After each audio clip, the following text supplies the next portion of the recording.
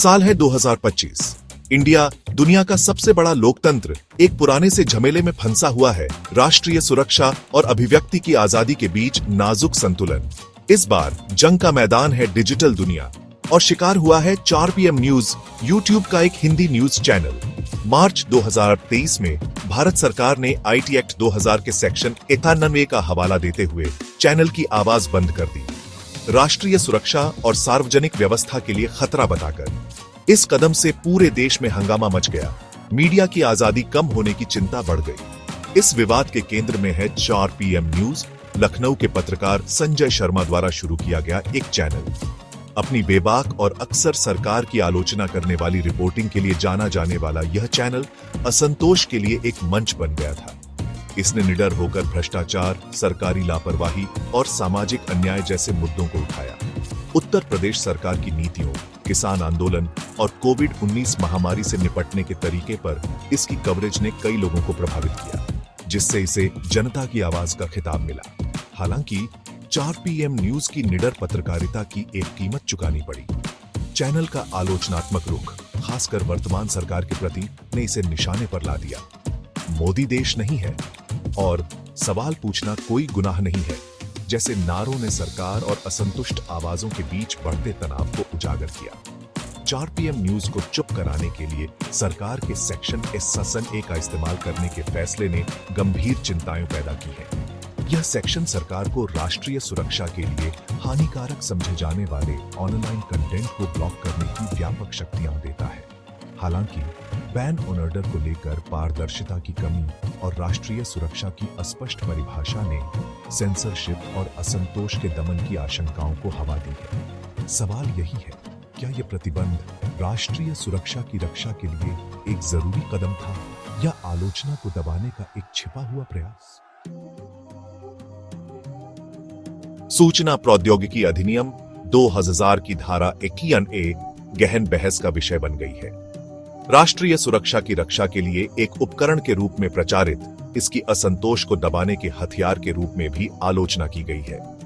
यह धारा सरकार को ऐसे ऑनलाइन कंटेंट को ब्लॉक करने का अधिकार देती है जो भारत की संप्रभुता, अखंडता, सार्वजनिक व्यवस्था या विदेशी संबंधों के लिए खतरा पैदा करता है। इसमें अश्लील या नैतिक रूप से आपत्तिजनक सामग्री भी शामिल है। हालांकि धारा के सियाने के पीछे का उद्देश्य राष्ट्रीय हितों की रक्षा करना हो सकता है, लेकिन इसकी अस्पष्ट भाषा और इसके कार्यान्वयन को लेकर गोपनीयता की आलोचना हुई है। आलोचकों का तर्क है कि प्रतिबंध आदेश जारी करने में पारदर्शिता की कमी और राष्ट्रीय सुरक्षा के लिए खतरे की स्पष्ट परिभाषा के अभाव में इसका दुरुपयोग किया जा सकता है। सुप्रीम कोर्ट ने श्रेया सिंघल बनाम भारत संघ 2015 के ऐतिहासिक मामले में धारा 121 की संवैधानिकता को बरकरार रखा। हालांकि इसने जोर देकर कहा कि इस धारा के तहत लगाए गए कोई भी प्रतिबंध खतरे के अनुपात में होने चाहिए और न्यायिक समीक्षा के अधीन होने चाहिए। अदालत ने मनमाने सेंसरशिप को रोकने के लिए प्रक्रियात्मक सुरक्षा उपायों की आवश्यकता पर बल दिया। सुप्रीम कोर्ट के दिशा निर्देशों के बावजूद धारा 121A के दुरुपयोग के बारे में चिंताएं बनी हुई हैं। 4 PM न्यूज को ब्लॉक करने का सरकार का फैसला प्रतिबंध के लिए विशिष्ट आधारों का खुलासा किए बिना या चैनल को अपना बचाव करने का अवसर प्रदान किए बिना इन चिंताओं को और बढ़ा दिया है। यह मामला धारा 87A के कार्यान्वयन में अधिक पारदर्शिता और जवाबदेही की आवश्यकता पर प्रकाश डालता है। 4 PM न्यूज का बैन कोई अलग घटना नहीं है। यह भारत के मीडिया की आजादी के लंबे और जटिल इतिहास का नवीनतम अध्याय है। देश ने जीवंत प्रेस स्वतंत्रता और जबरदस्त सेंसरशिप दोनों के दौर देखे हैं। भारत में मीडिया की आजादी का सबसे काला दौर निस्संदेह 1975 और 1977 के बीच लगाया गया आपातकाल था। इस दौरान इंदिरा गांधी सरकार ने कड़ी प्रेस सेंसरशिप लागू की, किसी भी तरह की असहमति को दबा दिया। समाचार पत्रों को अपनी सामग्री प्रकाशन पूर्व जांच के लिए जमा करने के लिए मजबूर किया गया था और जिन पत्रकारों ने सरकार की आलोचना करने की हिम्मत की, उन्हें उत्पीड़न और कारावास का सामना करना पड़ा। आपातकाल के बाद भी मीडिया दमन की घटनाएं जारी रही। 2002 के गुजरात दंगों में कई मीडिया हाउस को तत्कालीन मुख्यमंत्री नरेंद्र मोदी द्वारा स्थिति से निपटने के उनके आलोचनात्मक कवरेज के लिए कानूनी कार्रवाई का सामना करना पड़ा।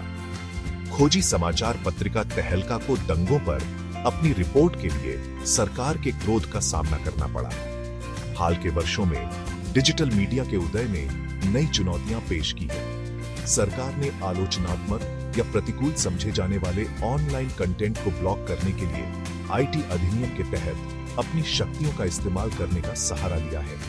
2023 में बीबीसी की डॉक्यूमेंट्री इंडिया दी मोदी क्वेश्चन, जिसने 2002 के गुजरात दंगों की पड़ताल की थी, को भारत में प्रसारित होने से रोक दिया गया था। सरकार ने इसे औपनिवेशिक प्रचार करार दिया था।